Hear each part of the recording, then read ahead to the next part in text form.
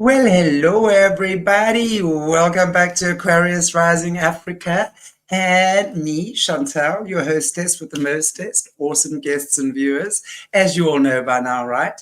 And as tonight's guest is testament to that, Dr. Dennis Carroll, who I'll bring on in a minute.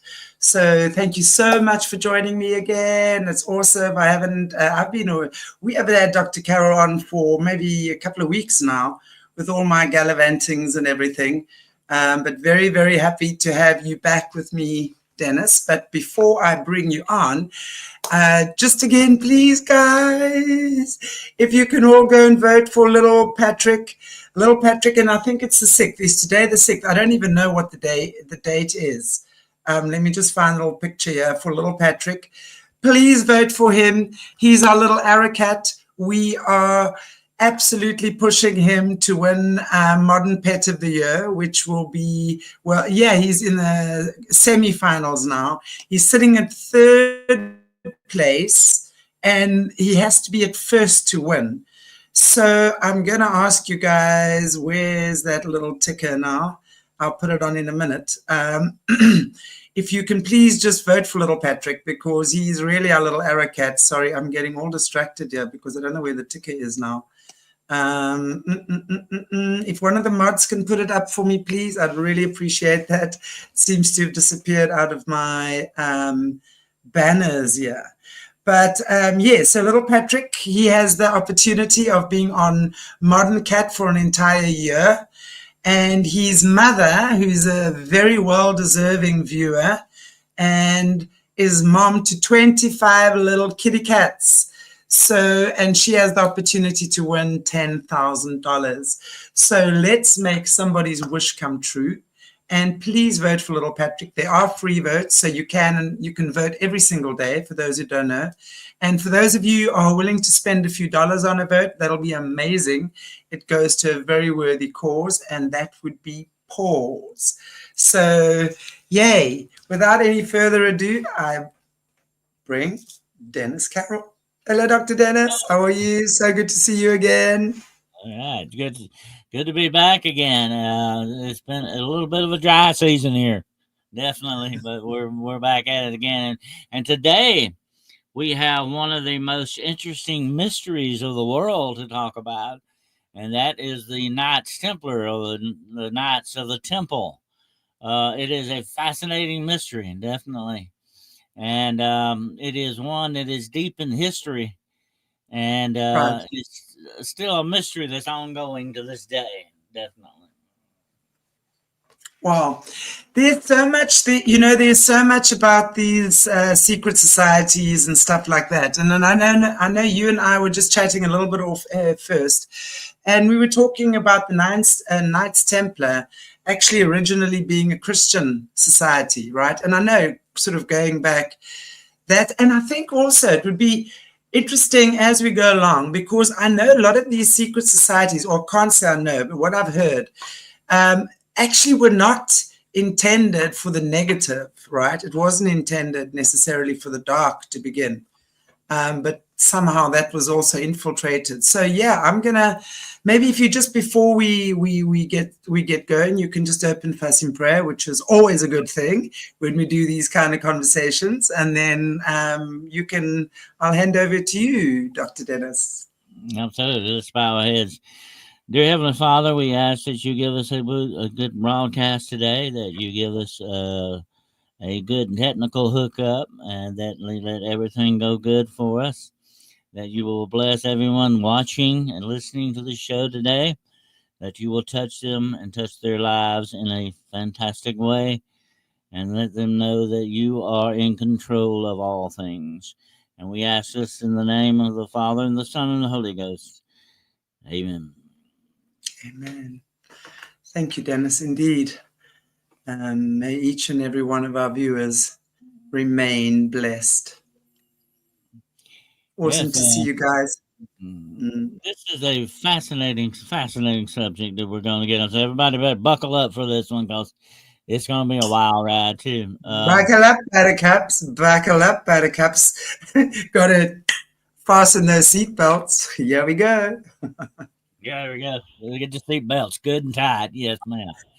Uh, we're definitely going to look at these guys. Now, their real name, their official name is the Poor Fellow Knights of the Church and the Temple of Solomon, also known as the Knights Templar or Knights of the Temple.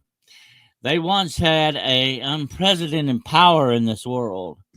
Back in the medieval times and in ancient times, knights were the only law of the land. Knights Yeah. were entrusted with authority by the king or the lord, his lordship. He had his own knights. They were the law of the land, and usually they tried to rule fairly and tried to be fair to all people. They had orders of knighthood where they promised, and my favorite part of the order of knighthood is it says this: to do good to all and wrong no one. And that is what Right. the true knights stood for. Yes. Although they were just men, like all other men, they had some of them definitely had their quirks, and some of them though were very true to this order of knighthood. Um, I'm going to say at the very outset that I am a Knights Templar. I belong to the Temple of the Knights, but it is a Christian organization basically that is involved in a lot of charity works and stuff like that. But it is still tied historically to the original Knights of the Temple. And we're going to talk, I'm going to give you a little bit of their history before we get into the mystery. And the interesting thing about the Knights of the Temple is that, like I said, they were a force to be reckoned with. They began the original banking precepts of our modern society. If you were, like, say, Chantelle, if you were going on the crusades to the Holy Land and you were joining in one of the crusades, you would definitely want to leave your valuables with the Knights Templar. In other words, they would give you a voucher for your wealth, and you didn't have to worry about thieves or robbers taking your money away from you while you were going to the Holy Land. So these guys became bankers to a certain extent, and they issued checks on this stuff. But they became so good at this that they became, and listen to this, here's the wild part, the Knights Templar became a world power that even the Pope was afraid of. And the Pope held absolute power in the world at one time. The Pope had the power of a god on this planet. And the only one that answered to the Pope were the kings. Now, the king, I think the 14th, Philip the 14th of France, was indebted heavily in debt to the Knights Templar. Okay, because you could also borrow money off of your wealth. Okay, let's just say, let me give you an illustration. Let's say you had $1,000 and you left it with the Knights. Just like any bank, they would hold your money and keep it safe for you, but they would also invest your money. They would make it work for them, and they would take, that's just like what your bank does today. It invests your money in certain other things and makes money off of that. Banks do not take care of your money for free, okay? They don't do that because they like you. They do it because they're making money off of it, definitely. And that's what these guys were doing. They were the very first bankers. So they even became more rich and more powerful than the Pope. And like I said, the Pope was like God almost. I mean, he had everything, okay? And at this time, I think this was the 13th century, 1307 was the year. Pope Clement ruled from Avignon, France. The papacy moved from Rome to France for a while. I think it was like 100 years or so. And he moved back to Rome, okay? And a lot of people don't know this. But at that time, the Pope was in France. So he was like buddy with the King of France, okay? And they were looking out for each other, especially when it came to being in debt to the Knights Templar. So they devised a plan one day. They said, hey, we're going to get our money back and then make some money, and we're going to get out of debt at the same time. We're going to wipe out the Knights Templar and take all their money and their wealth and everything. Now, let me tell you how extensive the Knights Templar were. They owned thousands of castles worldwide. They owned villages worldwide. They owned certain countries worldwide, okay? They even owned Jerusalem at one time. Now, that's where they got their name. And here's where we're going to start getting into the mystery here, okay? Here's where they got their name. They actually had their headquarters on the Temple Mount. That's the Temple Mount in Jerusalem. That's where their headquarters were. Now, rumors were that they found the Ark of the Covenant, that they found the true cross, that they found the head of John the Baptist. We're going to talk about that in a few minutes, okay? This sort of sounds like the skull and bones kind of thing here going on. Yeah, I'm actually just wondering. I mean, maybe you're still going to get to it, but I want to just chime in here quickly, if you don't mind. If you're saying that they are or were they became more powerful than the Pope, who at the time was the most powerful person on the planet, right? By obviously having more money. So they would have then taken your money, invested it, and then had your money grow. And obviously they would have received their commissions, and obviously that's what would have made them wealthy. My question is, if they started the banking industry, right, or if they started the banking, would they then not be linked to this widely understood that the Rothschilds are actually the original bankers? So were they the initiators originally of the Knights Temple? And also why I question is because what we hear as well is that a lot of these organizations are front, like, it'll be a cover for a lot more nefarious things going on in the background. So I'm wondering if that was already at play because of the, money corrupts. That's exactly, Chantelle, where this is heading, definitely, okay? Right. Absolutely. That's where we're going to get there. Let me say this. The King of France, Louis the 14th, or was it Philip the 14th? I'm sorry. Philip the 14th was the King of France, and he was heavily in debt because he went to war with England. So he told the Pope, hey, these guys are the most powerful people on the planet. Let's get what they've got, and we're at a disadvantage. They've got us right where they want us.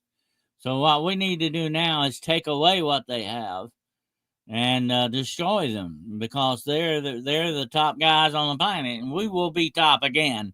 We'll be on top again if we do this. That was what the whole plan was about. Now, this took place on Friday the 13th of 1307, if I'm not mistaken. And they arrested the main leaders of the Knights Templar. Jacques de Mornay was one of them. His name was Jacques de Mornay. He was the head Templar. And they arrested him and tortured him. And here's the charges they laid. These were all trumped up charges, by the way. They were all forced under torture to admit to these things, which tells you how reliable that is, okay? But they admitted supposedly to being homosexuals. They admitted to spitting on the cross. They admitted to worshiping the skull of John the Baptist and something called a Baphomet. Now, if you know what the Baphomet is, okay, that is a satanic statue of Satan, okay? And the Baphomet in their temple supposedly was a statue of Satan, which always, he holds up his hand. And in the other hand, he supposedly had the skull of John the Baptist.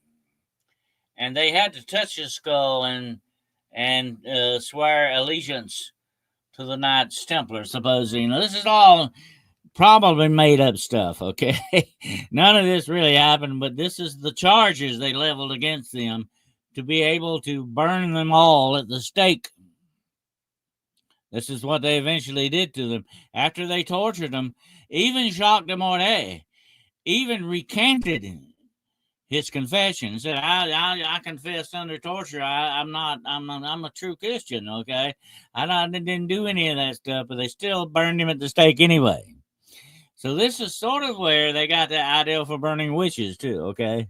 This is kind of where all this kind of got started, because they said that these men were very much like warlocks, male witches, and the symbol of the Knights Templar are two men on horseback. And what this simply means, and it's not a homosexual thing, but what it actually means is that no man is left behind. You always get your buddy up on a horse with you and you save him. That's what that was all about. But they said, no, this is a, homosexual symbol and all. So they tried to smear these guys as much as possible to justify killing them and destroying their whole mind. Now, the Knights Templar were a monastic order. In other words, they were monks, okay? And these men would not have sexual relations with women. They would eat meat only 3 times a week. They had certain rules. They were monks. They were monks of the temple, of the church. They had certain rules they went by. They could own no more than 3 horses, so on and so on. Had a lot of different rules that they had to go by. But one of them was what they were completely celibate. In other words, they had no sexual lives at all. Okay, they didn't do that. That was the one thing they didn't do. They were monks. And here's the weird thing about them being monks and the Pope knowing this, because he is the one that established them as a monastic order. Still turned right around and said, "Oh yeah, you're homosexuals and all. You're doing all this other stuff, kind of thing." So it was an out and out blatant lie. Everybody knew this. Okay, everybody knew that they were being set up to be destroyed by the Pope and the King of France. Anyway, here is where we get into the mystery part of this thing. Okay, did they truly have the Ark of the Covenant? Did they really have the head of John the Baptist? Or some of these other, and the true cross and all this supposedly? They supposedly had the parts of the true cross as what they were supposed to be accused of spitting on. So what they were saying is, these guys are really worshiping Satan and not God. Okay. That's what the whole thing was about. And that's why they were spitting on the cross and, the swearing allegiance on the skull and all this stuff. Sort of like Skull and Bones, as you've heard about. Very much like that, in a way. And here's something I want to just throw at you while we're talking about this. They supposedly found the grave here. I think it's been so many years ago. They actually supposedly found the grave of John the Baptist in the Holy Land. But guess what? His head was missing. So, why is it the head? There are so many. Did they really have his head? It's interesting because I think in the last year, I was doing some shows with Bryce from Esoteric Atlanta, and she's a very good historian. I always tease her that she's our favorite nerd, right? But we were doing some deep dives on a lot of these important people as well, royal families, etc. And so many of them have their heads missing. I mean, what is that? What is the thing they have with their heads? Why would they take his head?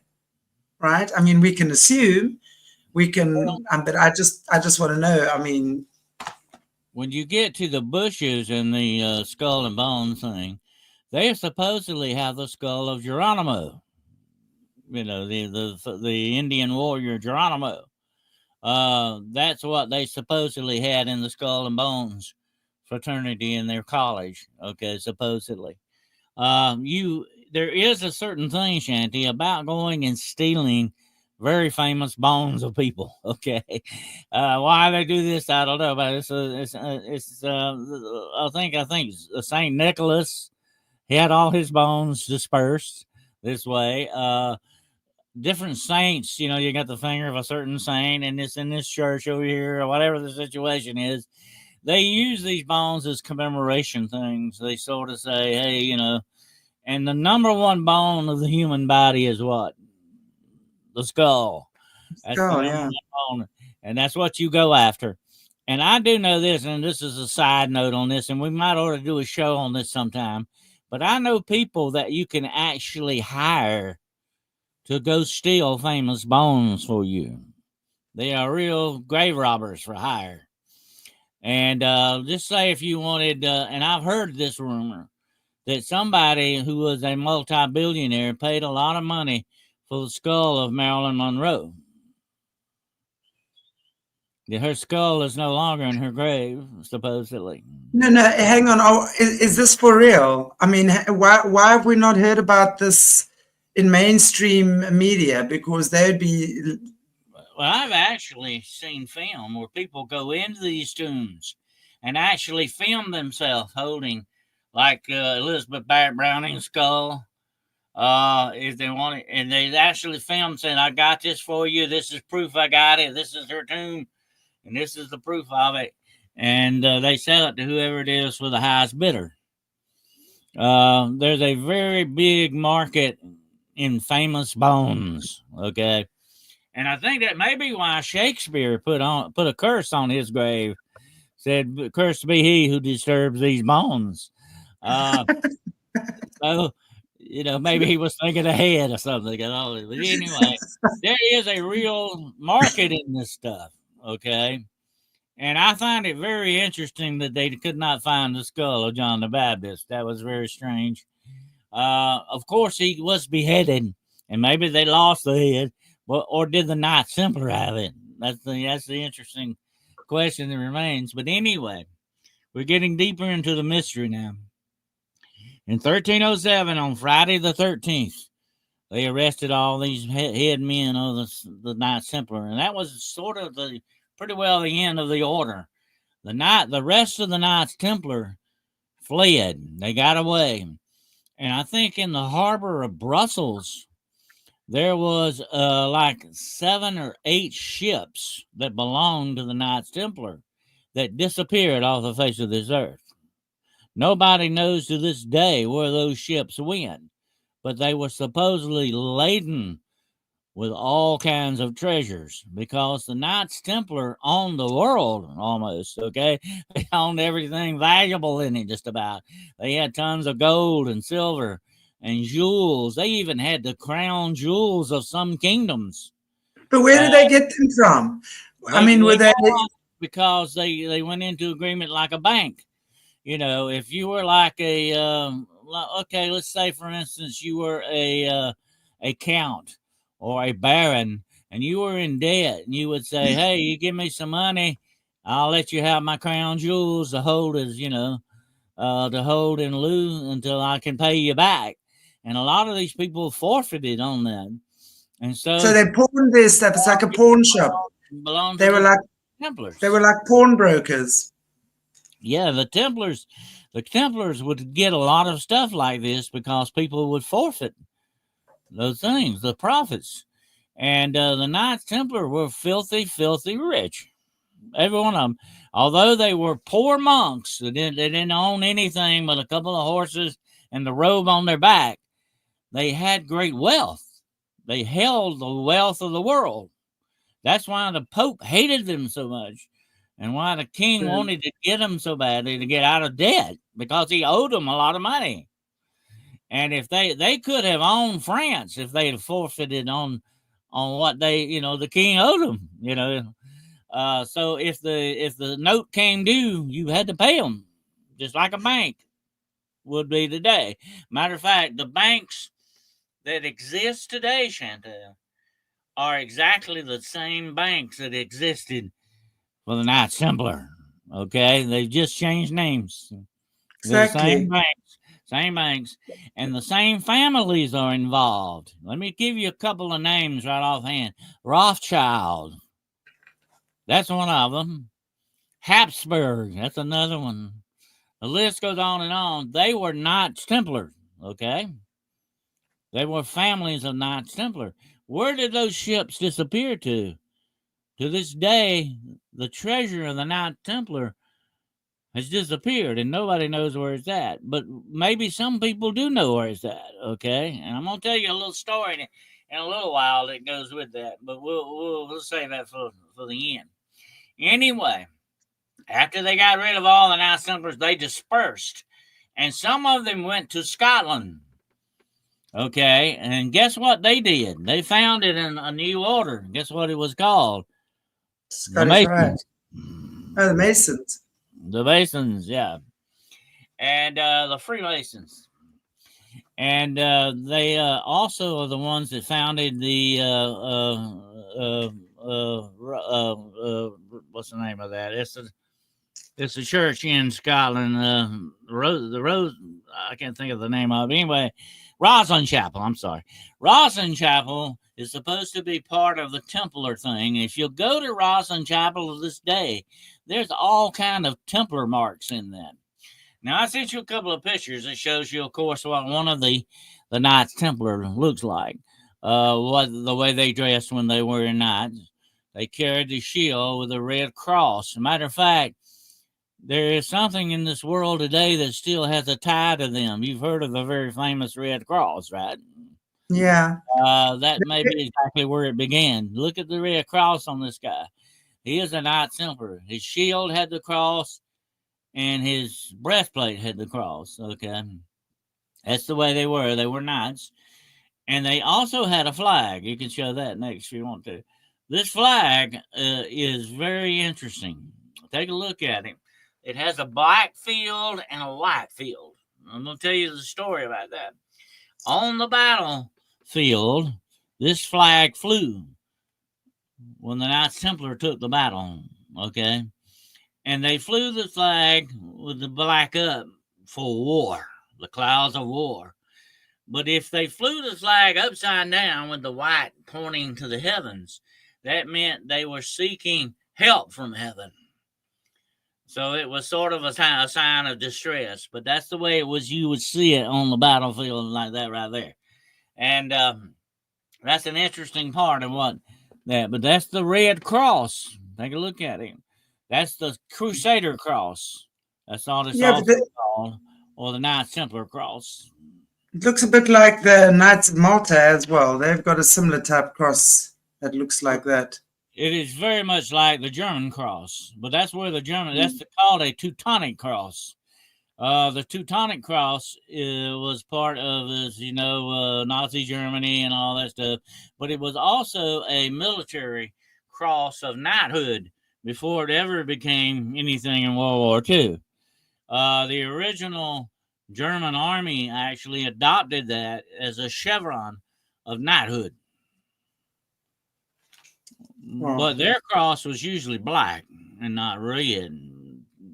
But now the red cross that you see there is the Knights Templar. And they're still, to this very day, that organization I belong to, this is their flag. This is what they fly from their headquarters. And they have headquarters all over the Western world. And like I said, they're beginning to get heavily involved in politics against certain Muslim countries that are becoming more of an influx in some of these nations. They're taking more of a political stance, more so than they have ever done before. In some ways, it's kind of good. In some ways, it's not good. Okay. It's kind of hard to explain because of the way they're coming about it and doing it in different ways. In one way, they're trying to defend Christianity. But in another way, they may not be doing it quite in a Christian way. Put it that way. Anyway, that is very interesting. They're becoming very political now. But once it was originally when I joined it was a charity organization. But now it's becoming more political because of the different political climate in Europe today. That's the way that goes. But doesn't that tell us that they infiltrated, though, Dennis? I mean, you know, if we look at that, and I mean, if they are the originators of the banking system, basically, they made mega money, basically being pawnbrokers, right? Because that's pretty much how you're explaining it to me. So, and now they getting involved in politics. So, and if the Rothschilds and all of them are involved in this, I mean, it's like we're looking at like the Lions Club and the Freemasons, the Masonic buildings and stuff like that, right? There's a lot of the lower level Masons. I mean, they do all of that good stuff, but it really is a cover for a lot of very hectic evil that goes on behind the scenes. So Well, what do you say? What do you say to that? well, those are basically what you just listed are basically charities. Okay.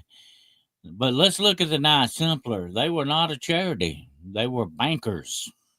There's a Yeah, big difference. There's a big difference in that. And what I'm going to tell you now is going to blow your mind. Okay, think about this a moment. The banks have never, ever dissolved. They have been with us since the days of the Knight Templar until this day. The big banks run this world, okay? If you want a loan, where do you go? You got to go to the bank to get a loan. If you want to open a bank account, you got to go to the bank. You got to do what the bank tells you to do. The bank takes your money and does exactly what the Knight Templar did with it. Make money off of it. That's exactly what they did. The banking system is still in place. Okay. And guess what? yeah, There are signs that the Templars are still within, that they never really truly went away. They just changed their name, okay? That they are still there, okay? And like I mentioned, those other names, the Rothschilds, the Habsburgs, the list goes on and on. I think Bryce may have had that list, definitely. I think she mentioned it one time before. It's the most well known and most powerful families in the world. They were all connected to the Knights Templar. Where did they right, get their money? Let me ask you this question. Where did they get their money originally? Where did it come from? The Knights Templar banks. That's where they got it. yeah, That's the where they got banks. their wealth at. That's how they began as wealthy people or wealthy families. And these families can be traced all over the world. They go to the royal family in England. They go to the Scottish royal families in Scotland and Ireland. The list goes on and on and on. These people are still holding the power in this world. It never has stopped.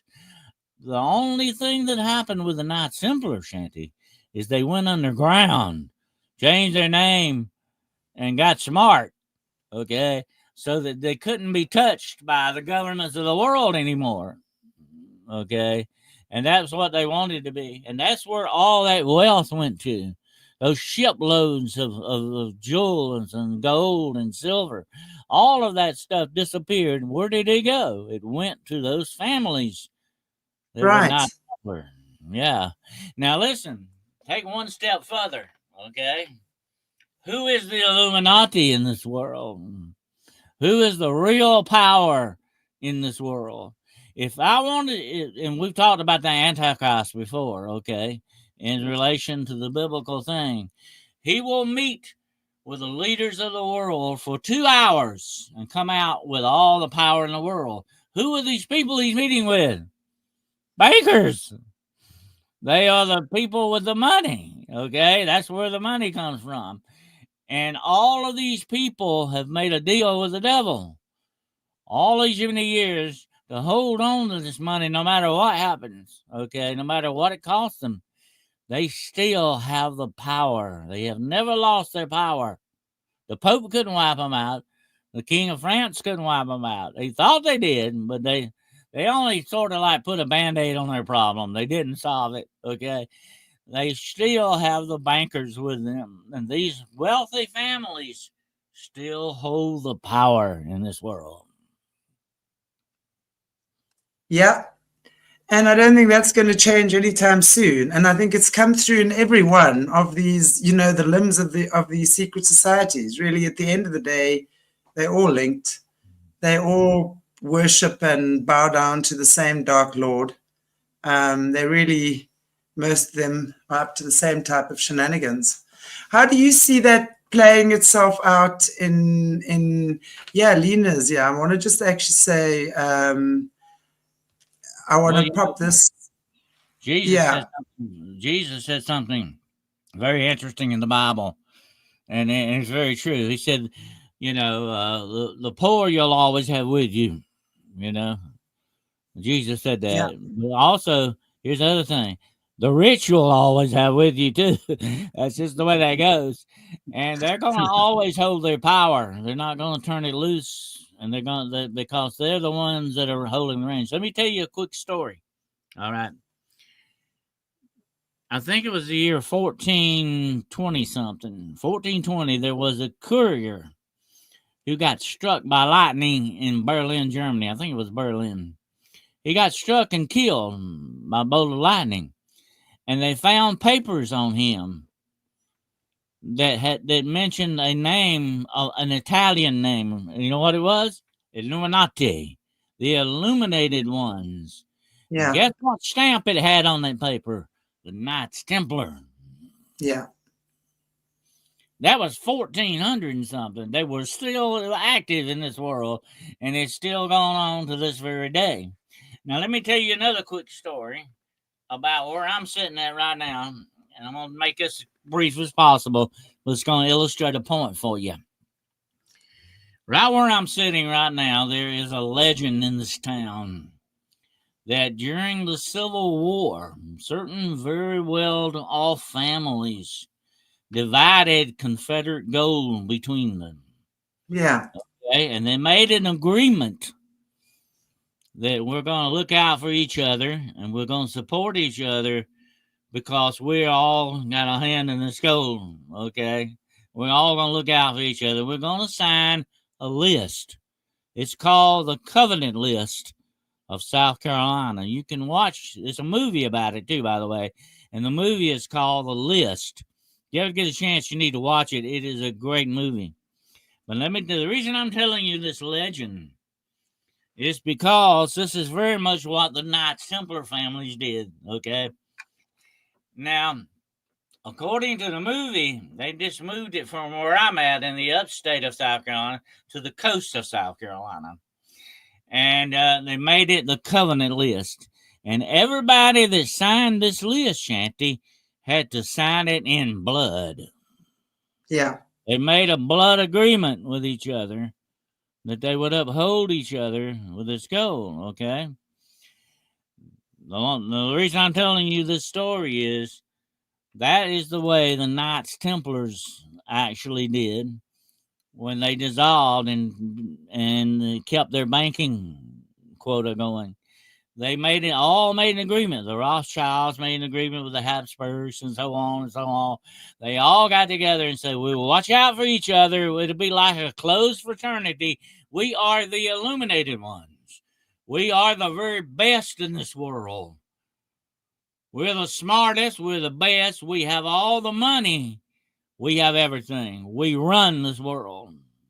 We are the Illuminati, the Illuminated Ones. Yeah. We will look out for each other. We'll sign this list. By the way, don't ever sign anything in blood, okay? That's not a good idea. Secret.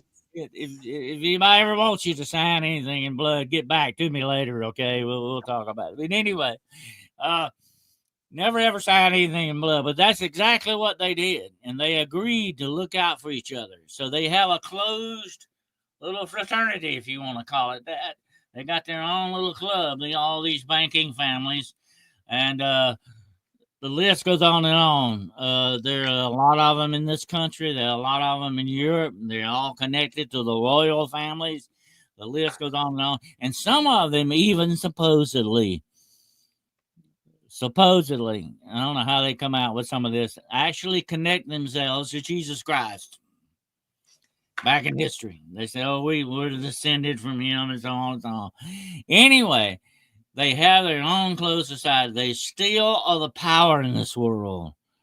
The Templars have never gone away. They just changed their name. Now, a lot of stories say that they are running everything in the background. They're behind media. They're behind all the sports.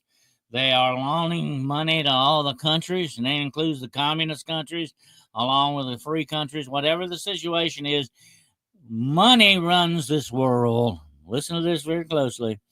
Money runs this world, and the Templars run the money. Yeah, absolutely. And that's why, as long as there's money, there's control, right? Mhm. And and as long as there's a problem, an opportunity to abuse that, they're going to. Yeah. And that's where the power lies in this country. And the Rockefellers know it, and all of them know it. They're all in this together. They're looking out for each other, and they have undue influence over governments, not just the banking parts. Just they have influence over Yeah. governments. They have influence over the very big corporations. They own most of them. Uh, the list goes on and on. They have power in all these things, and they are the ones who will give the power to the Antichrist. In the end, Hmm. at the end of the days, why? Because they are the system. They are the system that's still been in place ever since 1307. This system has been in place. Well, actually, it started in the 11th century, by the way. It's been in place ever since then. They have never released the power. They still have that power, and they still hold that power very close to themselves. But they have that agreement with each other, and they will make sure that they run everything. They are the illuminated ones, the Illuminati, which is Italian for illuminated ones. They think that they are smarter, better. They are, in other words, they're like, Nazi Germany was with the Aryan race. They think that they are the supreme race on this planet.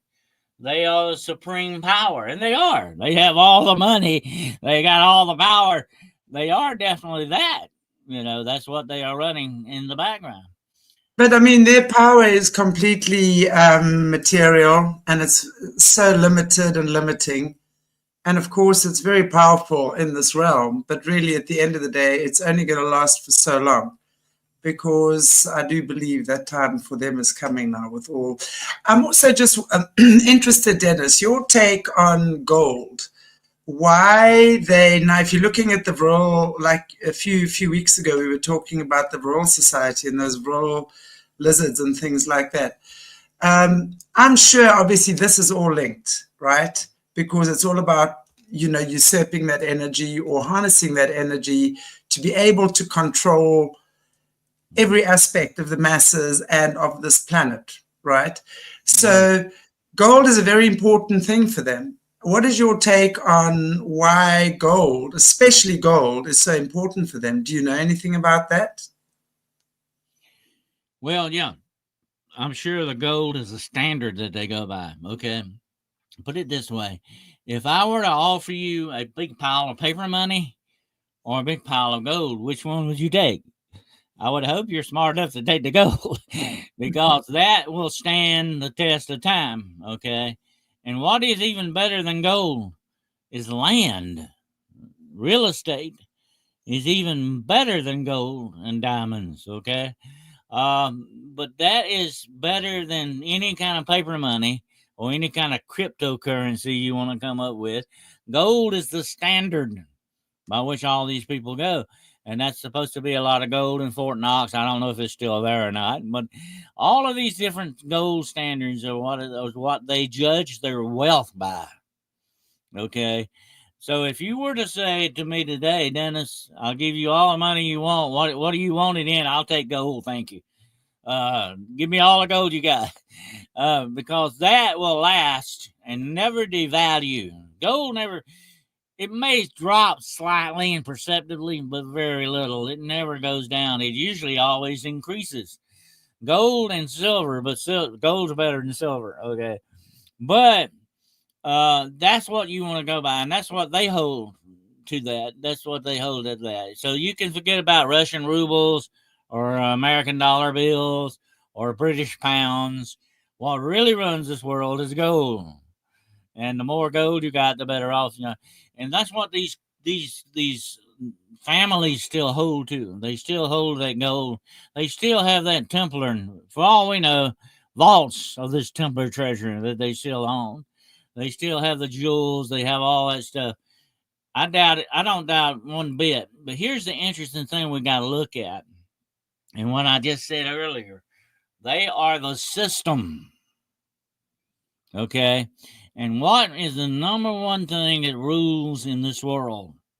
The system. You are a slave to the system. I don't care how much you come up to me all day long and say, oh, I'm a free person, I'm a free person. No, you're not. You are a slave to the system. You are born a slave, you will die a slave to the system. And the system is based on what? Gold and money. That's what it's all about. That's where the power is. Okay. And that's where your power base is. You can tell popes what to do. You can tell King Charles what to do, because if you got the power, you got it. Okay. And the system is the power. And that's why I say the Antichrist is not just a man. He is a system. Total system, yeah. Yeah, he is a system Mm. of doing stuff. And when I talk about the end of the world, we've talked about this before. I'm not talking about this world blowing up into smithereens and the sun blowing up on us. I'm not talking about that. When you talk about the end of days, you're talking about the end of the world system. Yeah, for sure. The world as we know it. The world system that we have right now, the Templars knew it. The Rothschilds know it. King Charles knows all about it. Okay. They all know that the world system is the king of this world. Yeah. And he runs everything. And if you're not part of the system, then you're part of the problem. That's the way they look at it. And if you're not part of that system, you're not paying taxes, you're not investing in that system, you're nothing to them. That's it. You're just, you're wasted. And they will waste you. Then they just use you for loosh. If you're not productive to the system, then the system will throw you out. That's the way it works. Yeah. And you got to remember that the only thing that's keeping some people alive in this world is probably Social Security, okay? Because they still got a little money, they still got, but eventually they want to lock down this system completely. So that they will, right now, they've got probably like maybe 92% power over the system. They want 100% power. And the only way they're going to get that is one day they're going to say, well, now, Shanty, if you don't go to your social meeting next week, we're going to lock down your bank account. That's where we headed. What are you going to eat next week? What are you going to do next week? If you don't do what we tell you to, you don't eat. Everything is controlled. Yeah, for sure.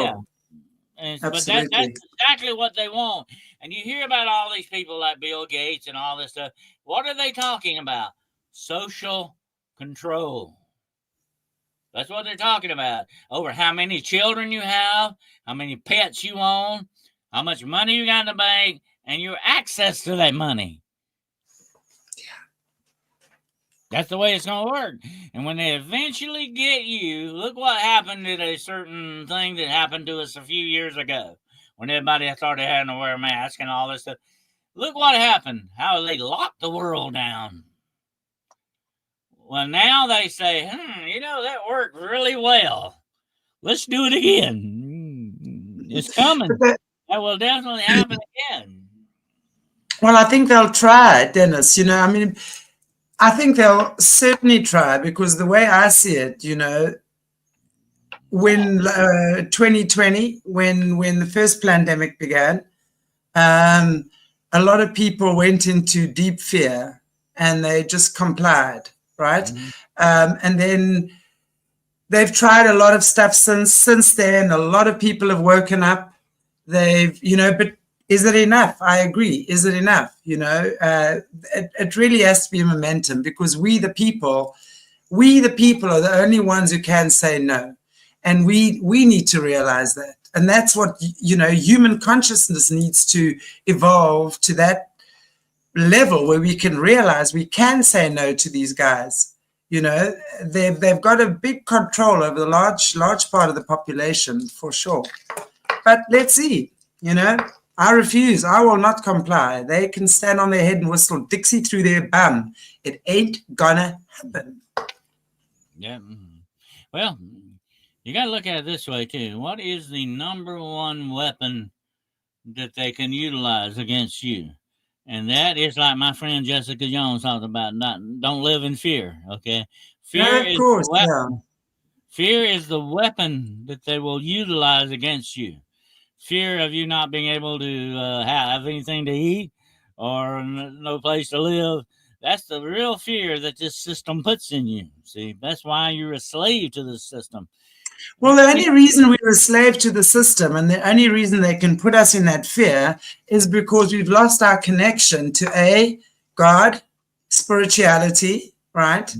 That essence of and because only when you are truly connected can you trust and have faith, because your trust is going to build your faith. And what do we always say? Your faith is your shield. Nothing is going to nothing else other than true faith, and not play fake faith. True faith.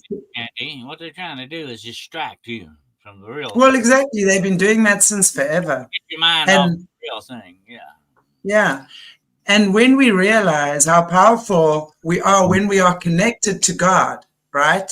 And we live in that connection. The number one fear of faith, the number one enemy of faith is fear. And the number one enemy of fear is faith. Okay? Works both ways. And if they can attack your faith and get you to the point where they can enslave you even more than you are, that's what they want. See, it's all about slavery. I have a lot of people tell me, "Oh, well, we wiped out slavery. There's no such thing as slavery anymore." That's a bunch of bull. We are now more slaves than we have ever been before. Slave to a different system, yeah, for sure. Slaves to a different system. Once upon a time, your ancestors had a farm and they grew their own food. They didn't have to go. They didn't have to go to the grocery store to buy anything. They didn't have to be beholden to anybody. They grew their own food. Okay, but that's not so anymore, because now they got you locked into the grocery store. They got you locked into buying all this stuff. You are a slave to their system. That's where they want you. Exactly. And the cement that they use, the chains that they hold you in slavery with, are the chains of fear. And that's why we keep talking about people needing to become more independent, needing to become more community conscious, start growing your own food. You see, it's one thing, we talk about fear, and I've always maintained fear is false evidence appearing real. I've been using that acronym for decades, right? So, and it really is. It feels so real, but in order for us to get out of fear, right, and have this bubble of fear around us, what we need to do is we've got to act in a way that for our own self, to get out of fear. Plant your garden, grow your vegetables, right? Do the things that you need to do in your environment to make sure that you and yours are taken care of. And I'm not talking, what is money when you don't have food? You cannot eat the dollar bill when the last animal has been slaughtered and the last drop of water has been consumed. So humanity, as humanity, we have to get around that. We've got to become a lot more self-sufficient. Yeah. And it's true, Chicky Blue, live off the grid. And I think it's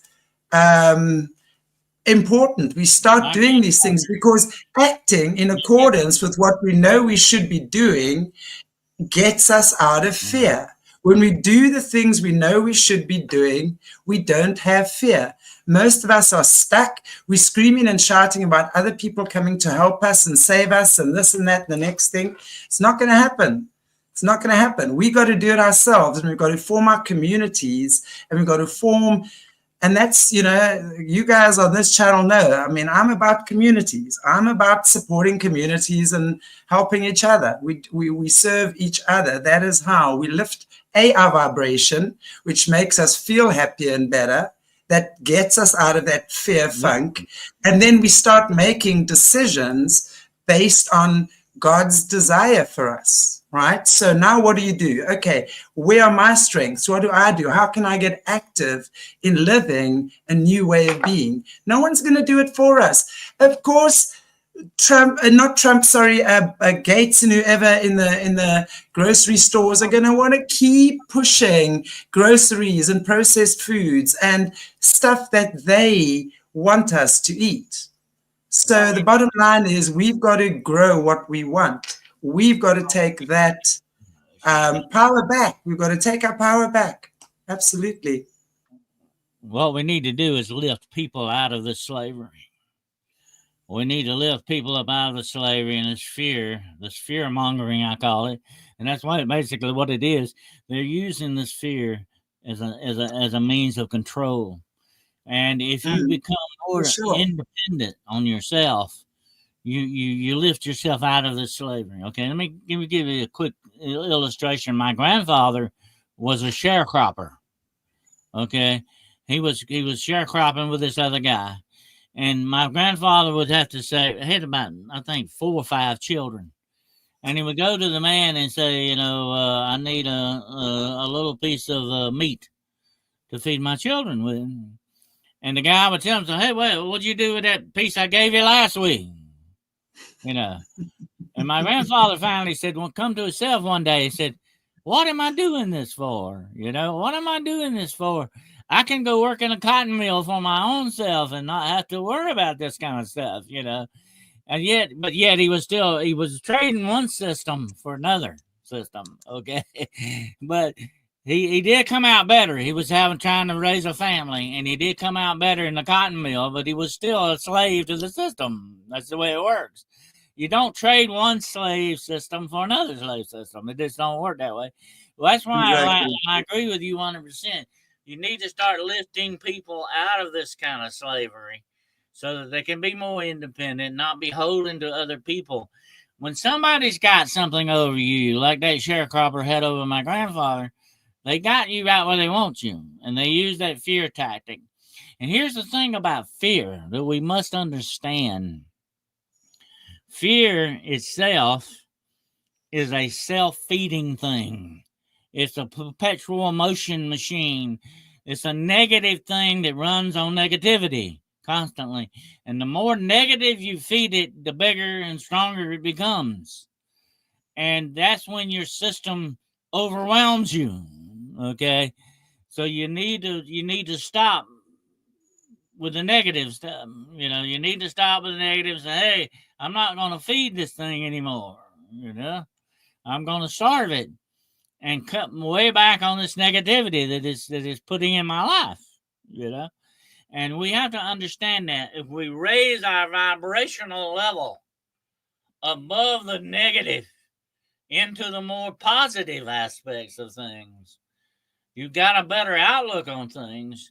You're lifting yourself up out of this slavery of this system. That's the way you need to do it.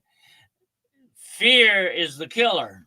Fear will kill you, not only just your life, but it will kill your dreams. It will kill your hope and your aspirations. It does a lot of things to you, very bad things to you. That's why you need to actively combat and push back against the fear. I think so many people misunderstand fear in so many ways, because I think a lot of people see fear as this freeze, fight, flight, or freeze, right? But fear comes in so many different ways. Fear is the devil. Fear is Satan, right? God is love. Fear is Satan, because everything fear-based is coming from, call it the devil. So if we look at things like when we start getting ourselves out of fear, we need to be able to identify the things that are holding us back to begin with. What are we fearing? So if let's say I say, well, I'm extremely greedy and I just can't stop stealing people's money. If that's in my truth, I can admit that to myself. Then I'm going to say, okay, well, if you're a thief, and you're greedy and you want more, like the Knights Templars, right? We were just talking about it. Then I'm going to say, why do you feel the need to constantly do that?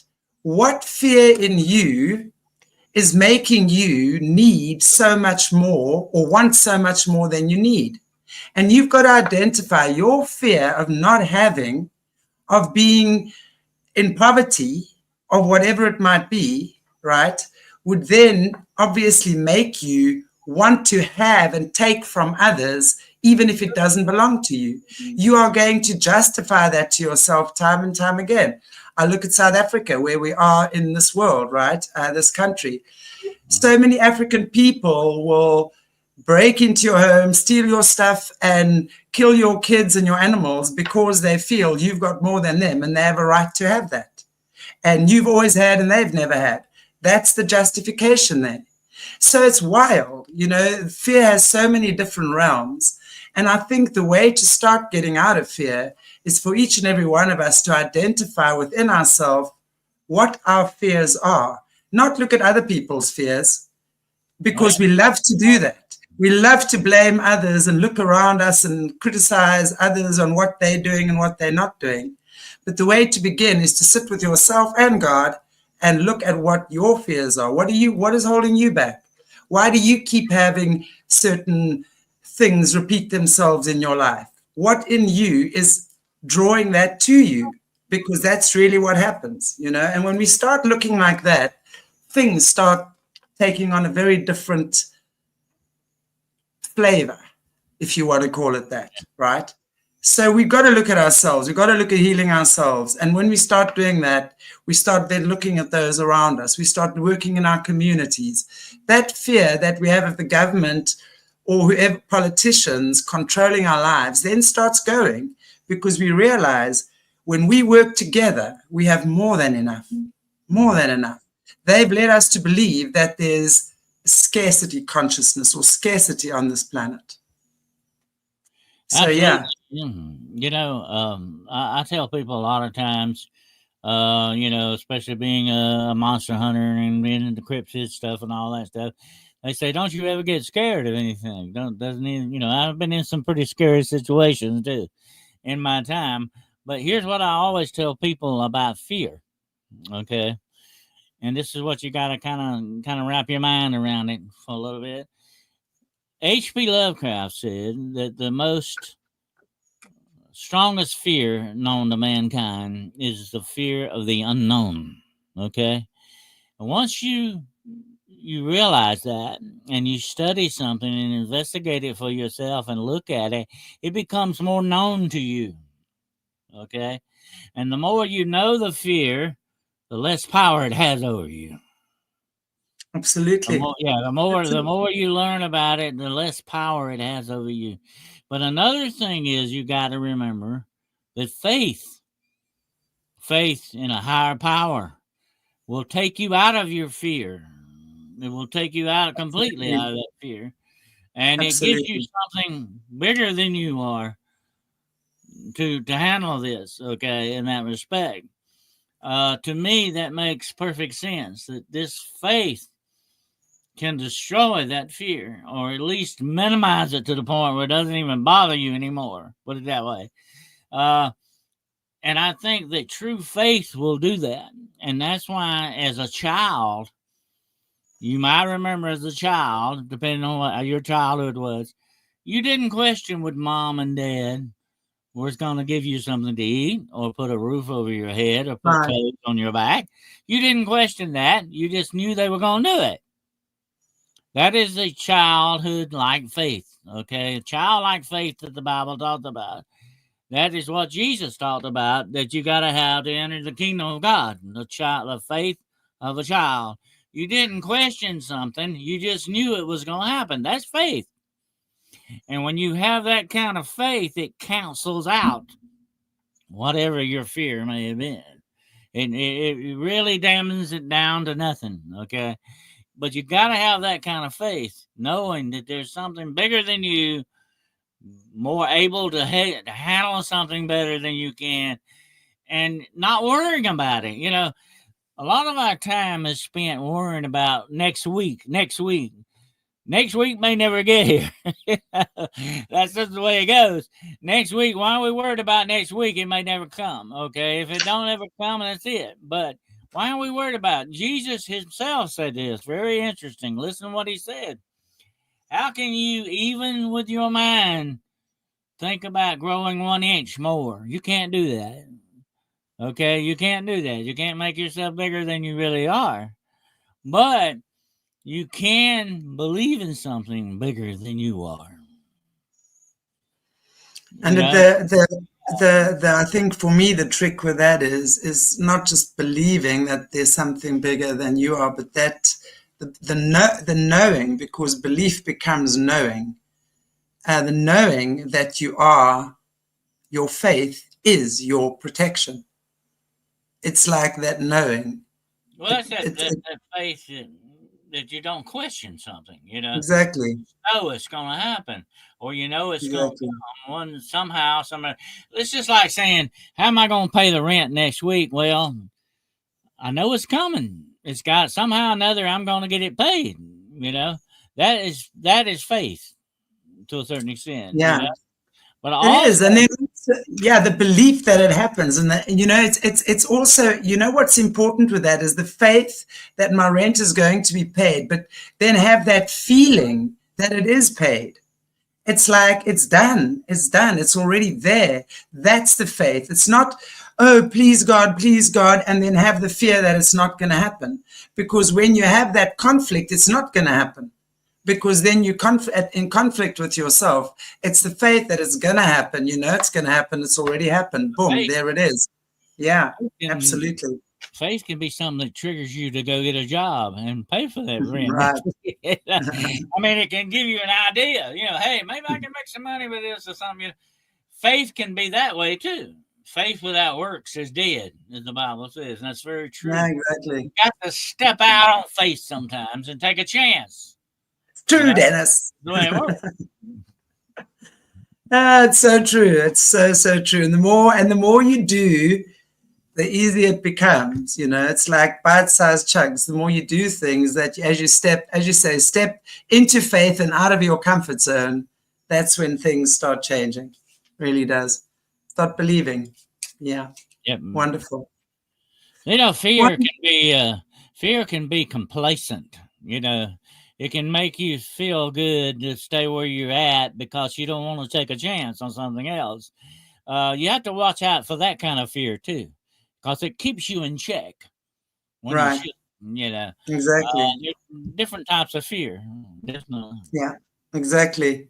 We just got to identify what they are, whatever's holding us back.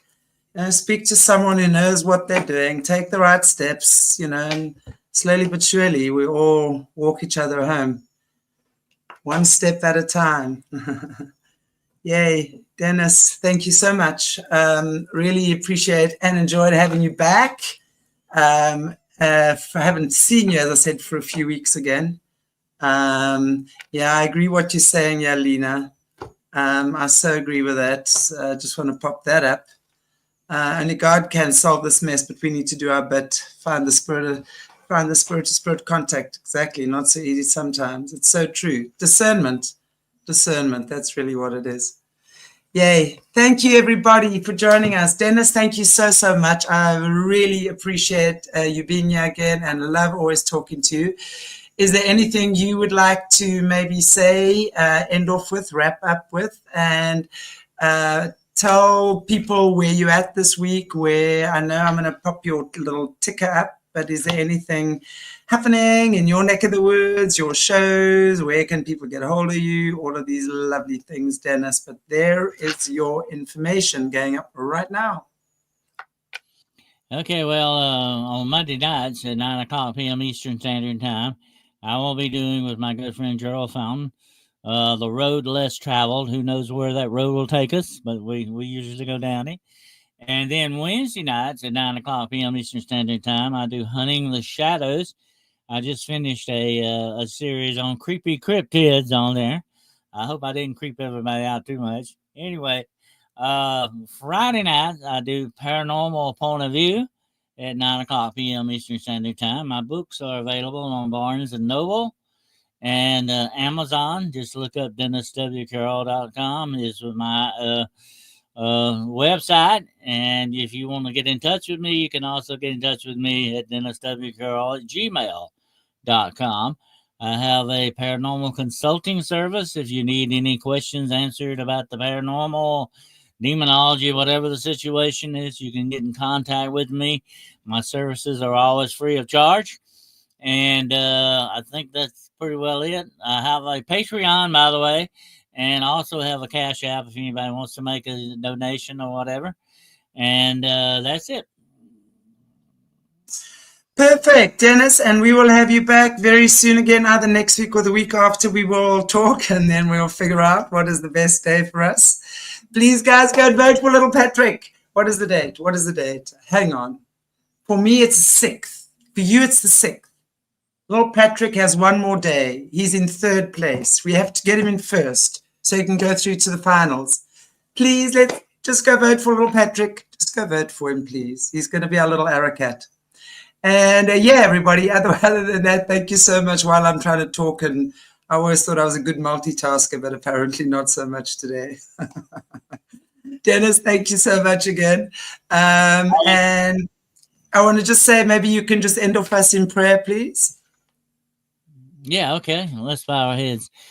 Dear Heavenly Father, we thank you today for allowing us to have this program, for allowing us to touch the lives of each other.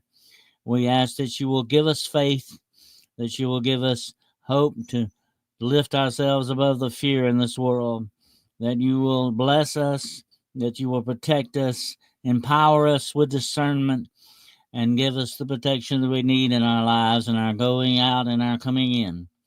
We ask this in the name of Jesus Christ, and in the name of the Father, and the Son, and the Holy Spirit, we humbly pray. Amen.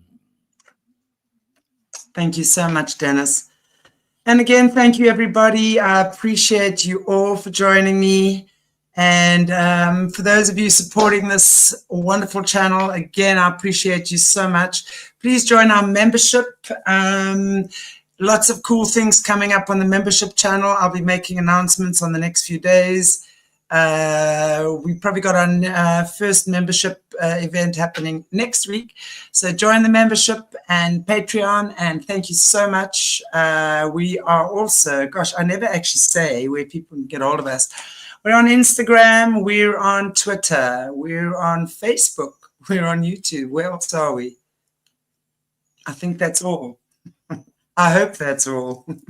Patreon as well, yeah. If you'd like to buy us a copy or support our channel, please look in the link as well. In the description area below, everything is there. We're also doing a business shout out for our members. So any one of the members, either a Patreon or a member on the channel, you got a business, you want a shout out, send me your details and I'll do the shout out for you. We're going to be doing a new Make-A-Wish as well. So anyone who feels that there is anyone who is in dire need that we can possibly do a shout out for on the channel, please give me, just pop me an email and we will get that sorted. Thank you, everybody. God bless you all. And I'm not seeing you until, I think, next week. So I'm chilling. Okay, bye. Mwah.